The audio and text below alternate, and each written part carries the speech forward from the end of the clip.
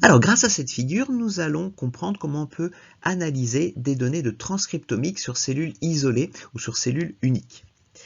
Alors, le principe, c'est que à partir d'un tissu ou même d'un embryon en entier, on va séparer les cellules les unes des autres et par différents moyens techniques dont je ne donne pas les détails, eh bien on est capable de connaître le transcriptome de chacune de ces cellules, c'est-à-dire quels ARN messagers sont exprimés dans chacune de ces cellules. Alors comment va-t-on représenter et analyser cette masse de données?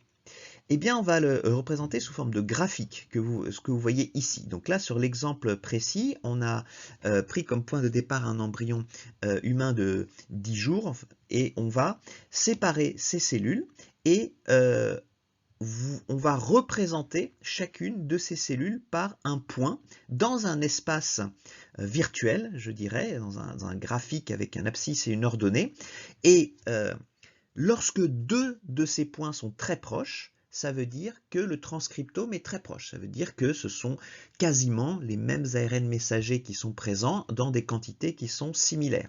Et si deux points sont séparés, donc ça représente deux cellules différentes, et si elles sont représentées de manière très éloignée, ça veut dire que le transcriptome est très différent, ce ne sont pas les mêmes gènes qui sont exprimés, et s'il y en a certains qui sont exprimés dans les deux cas, pas en même quantité. Donc on a une analyse quantitative et qualitative qui permet de représenter finalement chacune des cellules dans un espace virtuel. Et on voit immédiatement qu'à partir de cet embryon, on a plusieurs populations de cellules, quelquefois très isolées les unes des autres. Là, vous avez le groupe de l'épiblaste.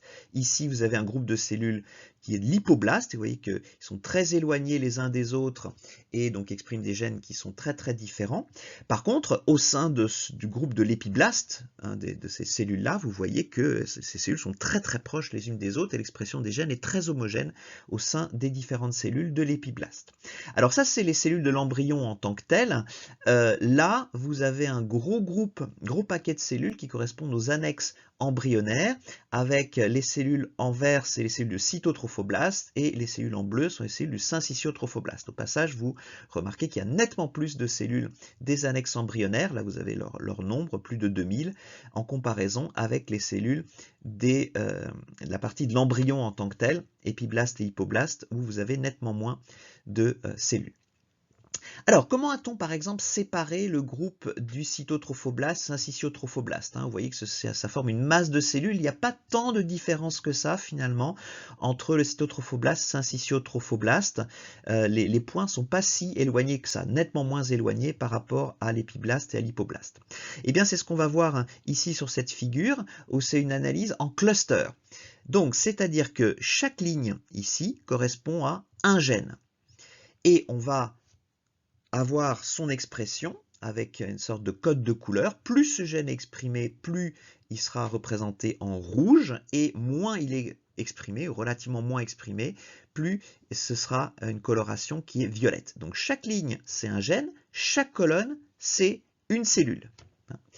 Et donc ici, on va voir un groupe de gènes où il y a une forte expression, donc plutôt dans les rouges, ici dans le syncytiotrophoblaste, mais par contre, vous voyez que ici, c'est une expression nettement plus faible dans tous les autres tissus, cytotrophoblaste, épiblaste et hypoblaste.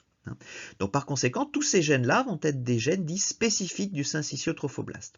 On va trouver d'autres gènes qui, eux, sont fortement exprimés dans le cytotrophoblaste, mais moins exprimés dans le syncytiotrophoblaste ou dans l'épiblaste et l'hypoblaste. Et donc c'est sur la base de ces gènes-là, finalement, qu'on a fait la séparation ici en cellules vertes et cellules bleues dans cette représentation-là.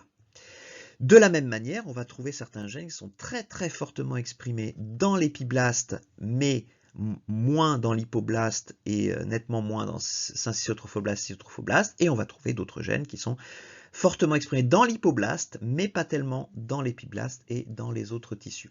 Donc vous voyez qu'à partir de ce type d'analyse, à partir d'un embryon, d'un tissu qui est hétérogène, on va pouvoir faire une sorte de tri et de répartition finalement des cellules selon leur profil transcriptomique et de caractériser l'hétérogénéité de ce tissu ou des cellules d'un embryon et de pouvoir trouver un certain nombre de gènes spécifiques de différents groupes et de pouvoir mieux les caractériser.